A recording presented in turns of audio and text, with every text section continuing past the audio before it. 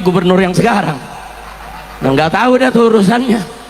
Hati-hati aja Jawa Barat jadi kabupaten atau provinsi berhala, hati-hati. Ayo semuanya nih, hati-hati nih Jawa Barat, Jawa Barat. Ya konsisten. Kalau patung itu dianggap berhala dan tidak boleh, bikin keputusan yang menyeluruh untuk seluruh orang Indonesia. Dalam keputusan Kepres, dalam Perpres, dalam undang-undang. Di Purwakarta bagaimana saya dan kawan-kawan, para kiai, para ulama di Purwakarta, saudara, melawan habis-habisan agar Purwakarta tidak dijadikan sebagai kota berhala, saudara. Pertanyaan saya adalah, kenapa sih kalau patung harimau Kodim nggak dimasalahin? Kenapa patung Lodaya di Polres nggak dimasalahin? Kenapa patung polisi nggak dimasalahin? Kenapa patung tentara nggak dimasalahin? Sepertinya memang. Nah di Jakarta patungnya lebih gede, patung Sudirman. Nah persoalannya kenapa sih patung yang gede di Jakarta yang dimasalahin, yang di Purwakarta yang kecil-kecil? Nah itu pertanyaan saya, kenapa sepertinya FPI Saya nggak tahu, sekali sama kalian? nggak tahu. Sampai Ya nggak tahu, mungkin saking sayangnya sama saya. Assalamualaikum warahmatullahi wabarakatuh. Sekali lagi kita melihat bagaimana provokasi dan arogansi seorang Rizik Syihab di dalam memframing sebuah patung yang mungkin ada di daerah Purwakarta menjadi sebuah pembahasan di sebuah, mungkin kelihatannya itu sebuah majelis taklim atau majelis tabligh atau majelis zikir atau apapun itu, yang jelas itu adalah di depan orang banyak dan disorot oleh media dan sengaja seolah-olah memberi pesan kepada Kang Deddy untuk warning kalau dia itu sedang dipermasalahkan walaupun sebuah patung. Dan saya kira logika dari seorang Deddy ini sebagai seorang pemimpin ya masuk akal. Kenapa yang dipermasalahkan yang di Purwakarta, patung-patung yang di Purwakarta, kenapa yang nggak di Jakarta sekalian? Kenapa yang nggak ada tempat lain?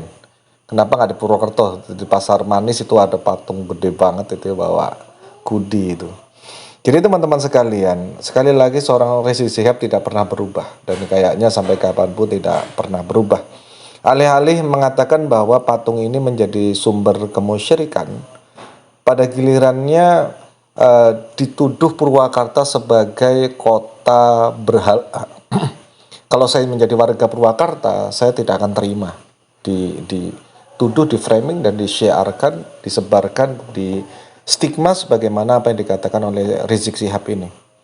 Jadi tuduhan ini saya kira mereka itu para kaum Ba'alawi, habaib ini patut berkaca kepada apa yang selama ini menjadi perilaku mereka terhadap kuburan-kuburan yang bahkan itu terkadang ada beberapa kuburan yang framing sebagai kuburan Ba'alawi kemudian dihias sedemikian rupa, dan atau memang kuburan seorang Ba'alawi yang kemudian dihias, kemudian diperlakukan, saya kira dalam tradisi Syafi'iyah, dalam tradisi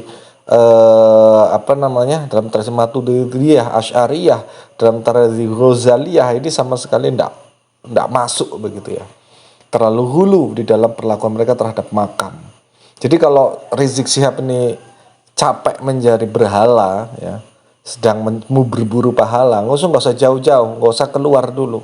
Lihat di kalangan mereka sendiri, bagaimana perlakuan mereka terhadap orang-orang mati atau bahkan kuburan-kuburan yang selama ini mereka jadikan destinasi untuk berziarah atau menjadi pusat peribadatan mereka. Dan apa yang dikatakan Rizik Syihab ini tentu nantinya akan kembali kepada dirinya sendiri. Kalau banyak sekali ketidakberesan di dalam ajaran Ba'alawi, dan ini seharusnya membuka mata para ulama, para kiai-kiai, para buya, para gureta yang ada di Nusantara ini. Ini nggak sehat gitu loh. Dalam kondisi Ba'alawi sedang berpolemik, mereka itu sedang bermasalah dengan asal-usul mereka, baik asal-usul ke klaim mereka sendiri sebagai keturunan Rasulullah yang kemudian ternyata bukan batal ya, bukan sah, memang batil gitu ya, palsu begitu. Jadi yang kedua adalah kedatangan mereka ke Nusantara ini yang penuh masalah karena didatangkan oleh Belanda, dan mereka sebagaimana regulasi yang Indonesia ini sebetulnya harus ditelaah gitu. Saya pernah membahas sebelumnya mengenai polemik kewarganegaraan Ba'alawi yang ada di Indonesia. Ketika Indonesia meratifikasi sebuah undang-undang, misalnya soal Undang-Undang nomor 60 tahun 58, nomor 10 juga, kemudian yang kita terakhir itu adalah ratifikasi Undang-Undang nomor 12 tahun 2006 gitu. Ini tentu sangat berpengaruh terhadap mereka. Bagaimana mungkin mereka yang didatangkan Belanda, baik orang India, orang Cina, ya, kemudian orang Yaman ini, orang-orang Hadramaut ini, ketika orang Cina mengalami repatriasi, mereka kemudian sebagian diusir, bahkan ada yang kapal yang tenggelam. Baca sejarah. Mereka kemudian mengganti nama menjadi Handoko, menjadi Buntoro, menjadi Handoko, menjadi Agus, menjadi Salim dan sebagainya. Orang India pun kemudian lebih memilih beragama Islam di Indonesia. Kemudian ini mereka ini nggak daftar sebagai warga negara, kemudian sampai hari ini bahkan mereka itu statusnya belum pernah mendaftar. Nggak tahu kalau hari ini persen per persen, tapi secara umum mereka tidak pernah mengumumkan. Itu ditandai dengan mereka menolak beradat istiadat seperti bagaimana bangsa Indonesia. Minus mungkin yang di luar ini ya, di luar Robito Halawi ya, seperti Al Irsyad kelihatannya berbaur. Tetapi orang-orang ini yang bersikeras mengaku sebagai utusan Rasulullah ini tidak. Mereka ini sampai hari ini tetap menjadi orang lain dan seperti bangsa lain, suku lain, memang bukan bagian dari Indonesia begitu loh. Kumpul, tinggal, tidak bersosialisasi, tidak berbaur. Kemudian ketika datang mengaku sebagai keturunan Rasulullah, mereka ingin perlakuan khusus. Kemudian apapun, bahkan seharusnya dengan undang-undang ini mereka itu tidak punya hak politik, tidak punya hak kepemilikan aset di Indonesia. Baca undang-undang sekali lagi.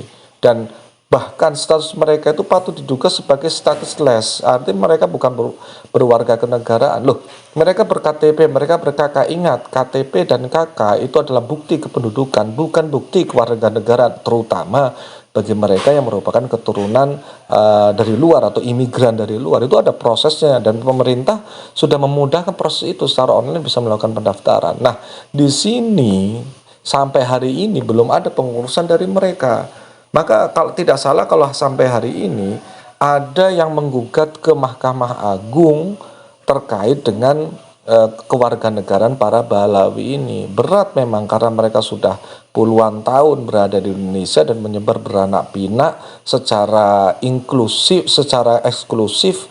Mereka hanya mau nikah sesama mereka, perempuannya hanya boleh dinikahi kalangan mereka, sementara mereka bebas menikahi kalangan wanita-wanita yang ada di Indonesia secara sporadis. Ini berbahaya. Jadi ajaran-ajaran seperti negara tolong buka matanya. Ya, ulama-ulama, kiai-kiai, gus-gus itu ya buka matanya dengan fenomena ini. Berat memang, ya. Berat memang, apalagi yang merasa memiliki kekerabatan, membangun ikatan kontrak-kontrak dengan kalangan-kalangan Ba'alawi yang tergabung di dalam Robito Alawiyah ini, yang bersikeras sebagai mengaku keturunan Rasul yang tidak bisa mendatangkan buktinya, yang bahkan mereka bermasalah secara kewarganegaraan. Herannya di zaman yang seperti ini, sudah ganti presiden berkali-kali, mereka itu tidak melakukan pembuktian sebagai warga negara Indonesia. Buktikan kalau memang ya, kamu keturunan Rasul, buktikan. Kamu warga Indonesia, buktikan. Pernahkah eyang-eyang bapak-bapakmu yang didatangkan oleh Belanda itu melakukan pendaftaran sebagai warga negara Indonesia?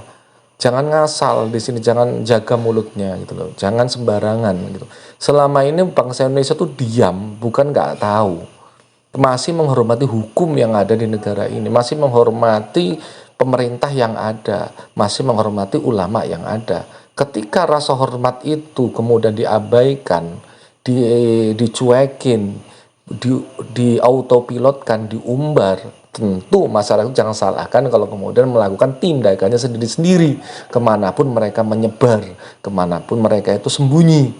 Jangan salahkan gitu loh. Jadi yang punya keberanian itu bukan kamu sendiri gitu loh. Yang punya keberanian itu bukan kamu sendiri, banyak yang punya keberanian lebih dari kalian gitu loh. Apalagi ini tanah kami gitu loh, yang diperoleh dengan perang, dengan darah, air mata, perjuangan melawan Belanda. Orang yang mendatangkan orang-orang ini ke Indonesia. Sejarah, fakta sejarah, historis mengatakan itu, nggak bisa dibantah. Jadi yang seperti ini apa namanya sangat geli di telinga itu pernyataan Rizik Syihab terkait dengan patung-patung itu. Kenapa kok Purwakarta yang kamu acak-acak? Apakah setelah kemarin ada peristiwa penggusuran di sana itu gitu?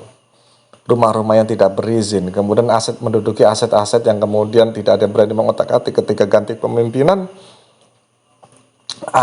Ingat ya, yang namanya pemimpin kita itu punya keberanian, bahkan mereka berani berkorban dan tidak mau mengorbankan warganya. Nah ini ributin patung tapi ngajak orang lain yang suruh beresin. Nah dia sendiri cuma keluar di panggung saja. Kalau ada apa-apa yang kena juga warga negara Indonesia, para mukibin itu yang sudah akut ya, yang bahkan bisa jadi ditunggangi oleh pihak tertentu yang mungkin bahkan Rizik Syihab sendiri nggak tahu, ngerusui Kang Deddy, kacau nanti gitu loh. Ingat, Rizik Syihab ini bisa jadi trigger ya, bisa jadi pematik kerusuhan dimanapun. Nah, hari ini Purwakarta yang diberhala-berhalakan, artinya apa? Berhala itu kan ya dia tanpa mau koreksi gitu loh, tanpa mau koreksi lah. Permasalahan nanti kota-kota yang lain bukannya tidak mungkin. Hari ini patung yang dipermasalahkan, lain kali gambar, lain kali orang kalau tidak pakai jubah bukan Islam. Hati-hati, apapun bisa mungkin terjadi. Kita lihat dulu bagaimana dia mencaci maki Gus Dur, bagaimana dia mencaci maki Ahok, bagaimana dia mencaci semua yang tidak setuju dengan dirinya, Presiden Jokowi dan sebagainya. Tapi tolonglah gitu, diam itu ada batasnya, kesabaran itu ada batasnya. Dan ibaratnya jangan tanya kalau misalnya jangan salahkan ketika masyarakat ketika dibiarkan akan bergerak sendiri-sendiri dengan dengan totalitas yang maksimal, yang no mercy gitu loh. Jadi beware ya Rizik Syihab ya. Kamu sedang nunjuk-nunjuk bangsa Indonesia. Dan bangsa Indonesia ini tuan rumah di sini. Dan tuan rumah tidak akan bernegosiasi dengan penyusup yang masuk ke dalam rumahnya. Imigran yang tidak terdaftar sebagai warga negara di negaranya. Kami tidak akan pernah mau bernegosiasi dengan imigran yang tidak mau mendaftarkan diri sebagai warga negara Indonesia kemudian bebas berbicara. Kamu pandang siapa diri kamu gitu loh. Cobalah bersikap normal lah sebagaimana kebanyakan orang. Ya kalau memang patung itu menurut kamu menimbulkan kemusyrikan, sejauh mana kamu itu bisa mengetahui hati seseorang? Menjadi berhala, apa buktinya? Emang ada yang menyembah patung-patung itu di daerah Purwakarta? Ya, sementara sudah jelas-jelas ada yang sholat menghadap kepada bannermu itu ada. Video di dahulu. Ada yang menyembah kuburan. Menyembah kuburan adalah apa? Mencium, kemudian menggemuli dan sebagainya. Menciptakan kuburan-kuburan di sejumlah titik di Indonesia yang sebenarnya itu palsu dan kemudian menjadi sumber penghasilan, sumber pemasukan bagi kalangan-kalangan mafia-mafia kuburan ini. Yang seperti ini menurut saya tidak bisa dibiarkan lebih jauh lagi. Di bulan yang mulia seperti ini kok masih ada orang-orang yang seperti itu berbicara secara liar, kemudian negara diam. Ini aneh, ulama juga diam gitu. Ini aneh. Jadi saya bisa membayangkan bagaimana kondisi perjuangan dulu para leluhur kita ketika menghadapi Belanda. Kenapa memang butuh 350 tahun. Fragmennya seperti hari ini. Ingat, kejahatan ya didiamkan seperti apapun ya tetaplah sebuah kejahatan. Dia tidak akan pernah berubah menjadi sebuah kebaikan.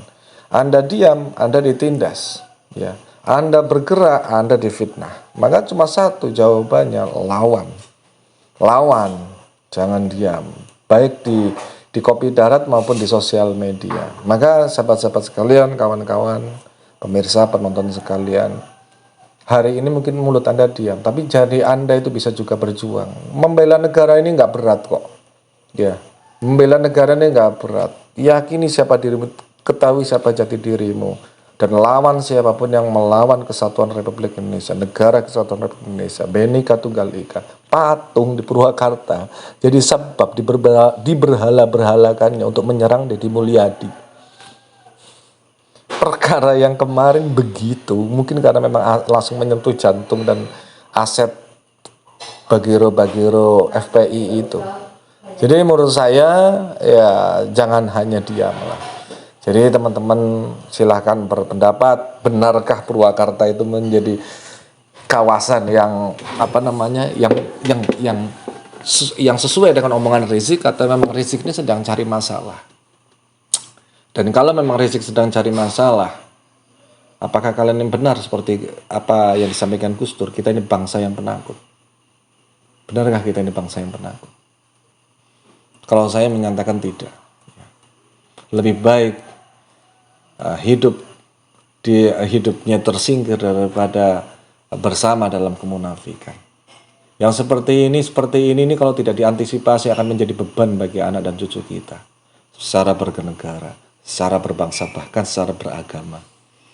Jadi sudah tidak saatnya lagi kita semua itu diam, ya, harus melawan mereka ini. Sampai kapanpun saya kira racun-racun yang disampaikan dalam setiap kalimat berbisa berhala itu kan tahu maksudnya. Kalau orang Islam itu kan tahu maksudnya gitu loh.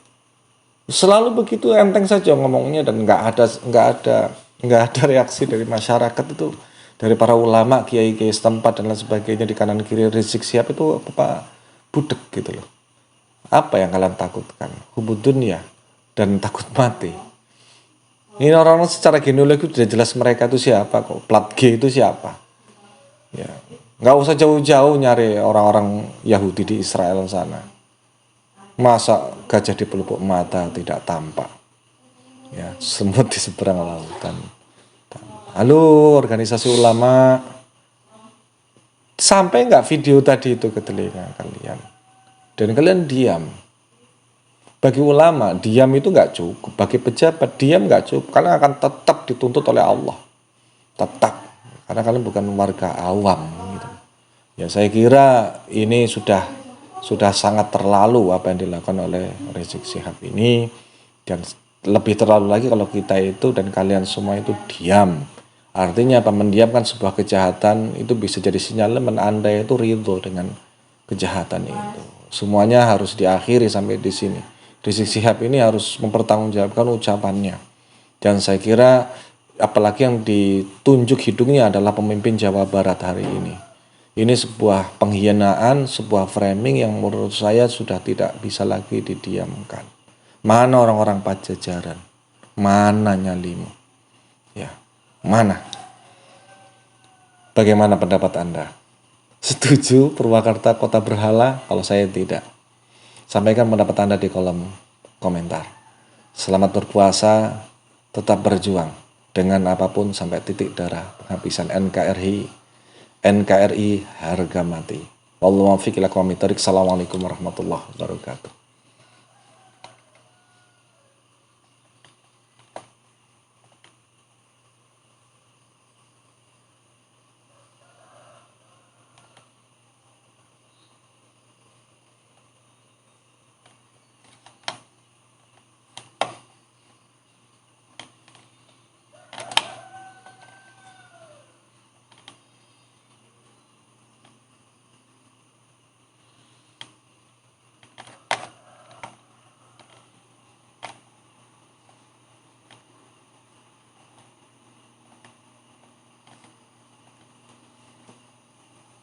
Gubernur yang sekarang nggak tahu dah tuh urusannya. Hati-hati aja Jawa Barat jadi kabupaten atau provinsi berhala, hati-hati. Ayo semuanya nih, hati-hati nih Jawa Barat. Ya konsisten. Kalau patung itu dianggap berhala dan tidak boleh, bikin keputusan yang menyeluruh untuk seluruh orang Indonesia. Dalam keputusan Kepres, dalam Perpres, dalam undang-undang. Di Purwakarta bagaimana saya dan kawan-kawan, para kiai, para ulama di Purwakarta, saudara,